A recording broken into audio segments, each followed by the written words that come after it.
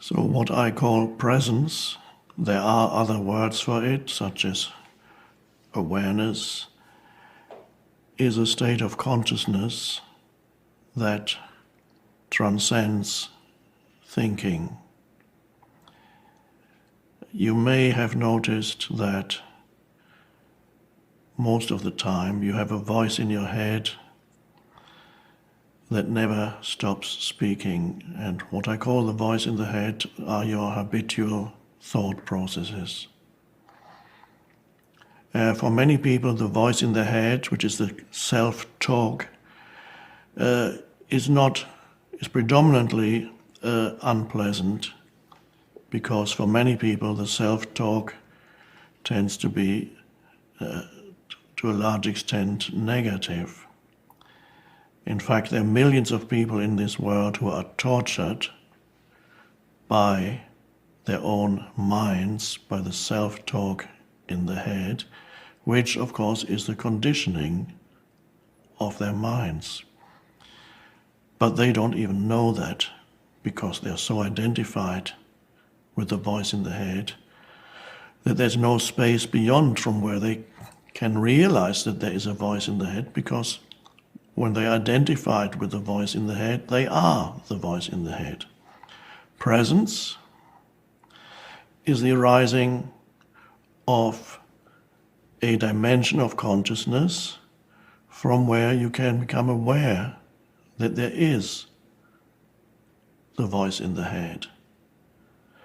That awareness is above thinking. It's a space of consciousness where you can be the observer of your own mind, the awareness behind the thought processes. And for human beings to discover that dimension within themselves is extraordinarily important. It is, in fact, as I see it, the next step in the evolution of humanity, to discover that unconditioned dimension of consciousness within themselves. And that's an amazing shift. All the ancient spiritual teachers have already pointed to the possibility, from the Buddha to Jesus and so on. But until now, only very few people have been able to actually experience that state of consciousness and embody that state of consciousness. One could say that until now, or until fairly recently, it's been a luxury for human beings to attain that new consciousness, but the world situation that we are at now is so critical. We're faced by so many problems collectively that the transformation of human consciousness, which is what the arising of presence is no longer a luxury, it's a necessity for the survival of humanity. The problems that we are facing, most of the problems, if not all the problems we are facing as a species, are actually generated by our own minds. So all the problems are not problems of natural disaster or anything except disasters that were created by humans. So there is a strong element of, one could almost say, insanity or dysfunction in what I call the old consciousness, the normal human consciousness. It has produced an enormous amount of suffering, quite unnecessarily. And already the ancient teachers have pointed to that. The Buddha said the human condition is one of suffering. And Jesus said what we need is to find the kingdom of heaven within, we need salvation. And only now are many, many humans on the planet, still a minority, but far more than ever before, are ready to enter that new state of consciousness and make presence part of their lives, so that there is a shift, for most people a gradual shift, for a few people a radical sudden shift, from the state of consciousness of being identified with the continuous stream of thinking, a lot of it dysfunctional, as I said, the shift from that to discovering the possibility and the reality of another dimension of consciousness within you, that is the space of presence or awareness. And from there you can observe your own thought processes, and you're no longer trapped, completely identified in the conditioned mind. That's about the most important thing in your life, to undergo that shift. And it's not extraordinarily difficult. It's not, unfortunately, it's not yet knowledge, general knowledge in the mainstream culture, that such a thing is even possible.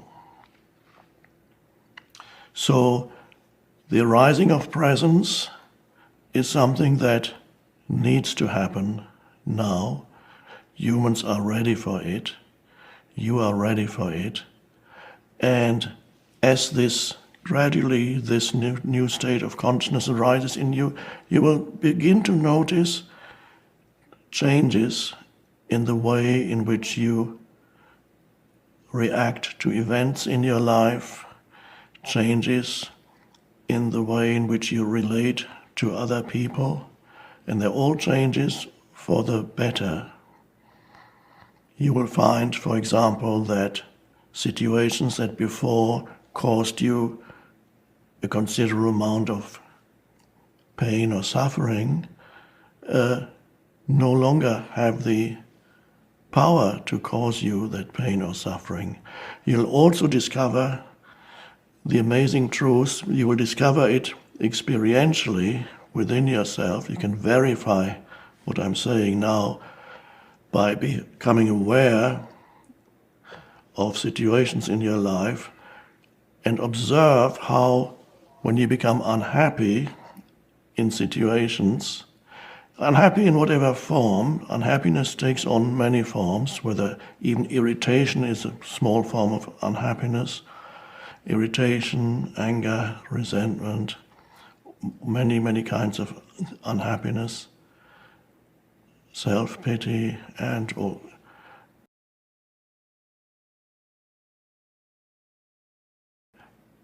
You become aware that the unhappiness in your life, to a large extent, is actually due to the thought processes in your mind rather than the actual situation. So you feel unhappy because, not in majority of cases, not about the situation you find yourself in, but about what your mind is telling you about the situation.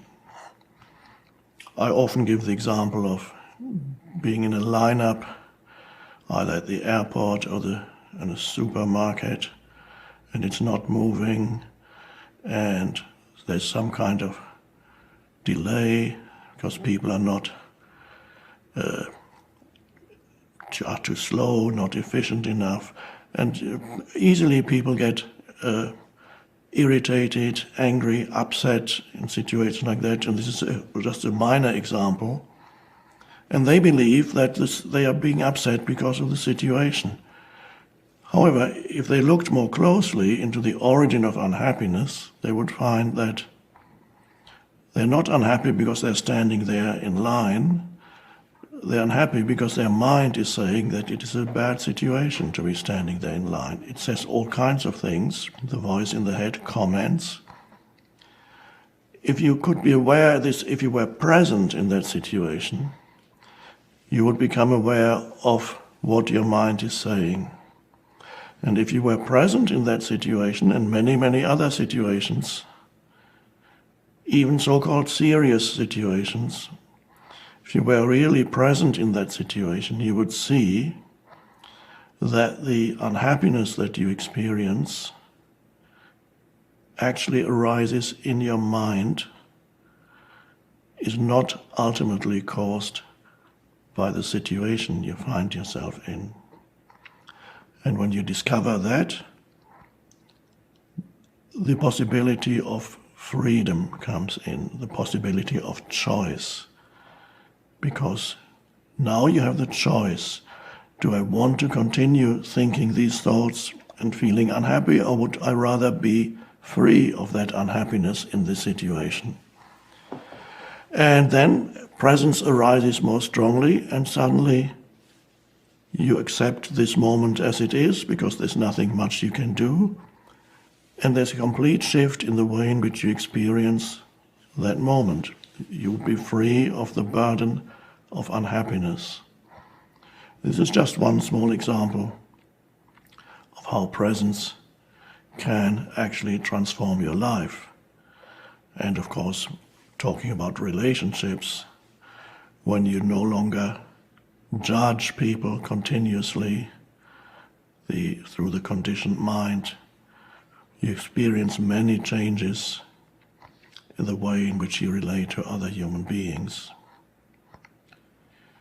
So I would suggest to you that the most important thing that can happen to you in this lifetime is to undergo this shift in your life so that you're no longer at the mercy of the conditioning of your mind, which has been conditioned through your whole upbringing, your childhood, many, many influences. And so instead of being at the mercy of the conditioning of your mind, and there's no freedom in that, suddenly the possibility arises of transcending the conditioning of your mind and actually becoming free. And that's why the term liberation is sometimes used in various spiritual traditions. Becoming free, becoming liberated. Liberated from what? Liberated ultimately from your own mind. And then you're able to use your mind and your thinking ability in a much more effective way. What changes is that you are no longer used by your mind, but you are using your mind. And that's a vast difference.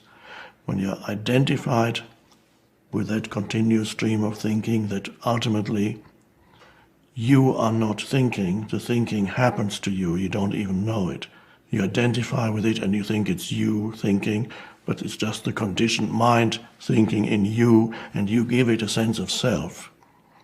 But there is really no self in it, as the Buddha already pointed out a long time ago. So there's a shift from being self-identified with the stream of thinking, then discovering that there is a stream of thinking in you, discovering that very often it interprets reality in a certain way that actually produces suffering for yourself and others.